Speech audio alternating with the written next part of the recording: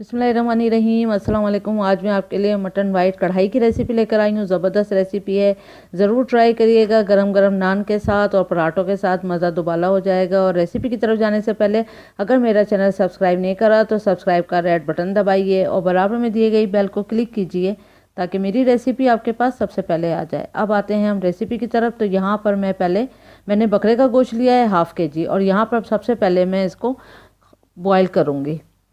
सिर्फ अदरक का पेस्ट डाल के, अदरक 1 टीस्पून और नमक डाल के, नमक भी ½ टीस्पून। बस ये 2 चीज़ों के साथ, और पानी डालूंगी इतना कि जितने में गोश्त गल जाए। बस अब इसको ढक के और मीडियम आंच पे हमने जब तक इसको कुक करना है जब तक गोश्त गल ना जाए।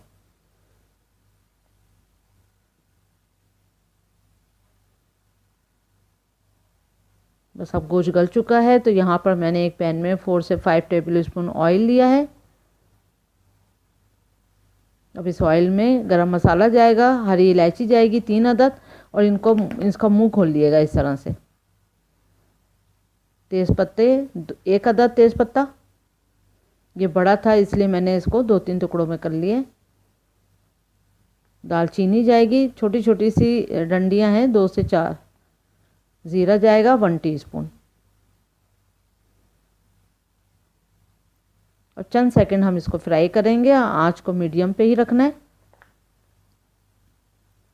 जब ये फ्राई हो जाए तो इसमें 3 से 4 हरी मिर्च मोटी मोटी काट के डालेंगे। चंद सेकंड उसको फ्राई करने के बाद फिर यहाँ पर मैंने 2 प्याज ली थी मीडियम साइज़ की, उसका पेस्ट बना लिया है। इसमें पानी नहीं डाला था, विदाउट पानी पेस्ट बनाया था। और आपने इसको 5 मिनट ही खाली कुक करना है, इसलिए कि इसका कलर चेंज नहीं होना चाहिए क्योंकि ये वाइट कढ़ाई है। बस ऑयल सेपरेट हो गया, फिर हमने इसमें गोश्त डाल दिया।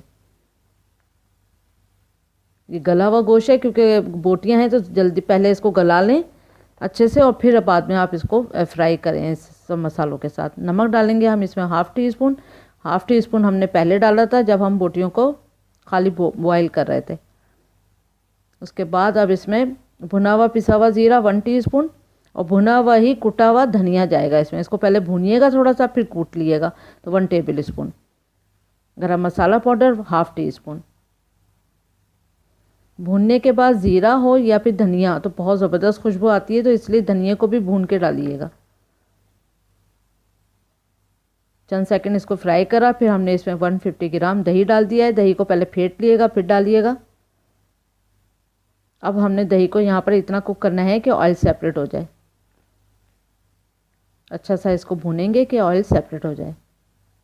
तो आप देख सकते हैं ऑयल सेपरेट हो रहा है। तो बस अब इसमें हम क्रीम डाल देंगे 3 टेबल स्पून। क्रीम ऑप्शनल है, अगर आप ना डालना चाहें तो ना डालिए।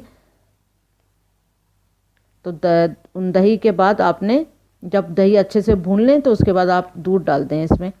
तो दूध इसमें भी डलेगा, लेकिन आप अगर क्रीम को स्किप करें तो कर दें। ½ कप के बराबर यहाँ पर दूध जाएगा इसमें।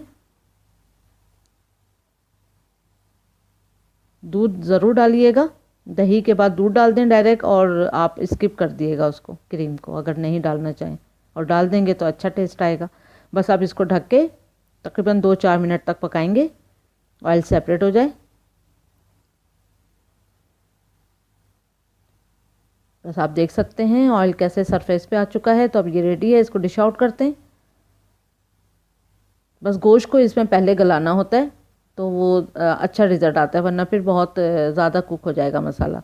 तो उम्मीद करती हूँ आपको ये रेसिपी पसंद आएगी, तो ज़रूर ट्राई करें। Thank you for watching. Like करें, सब्सक्राइब करें, शेयर करें। अल्लाह हाफिज़।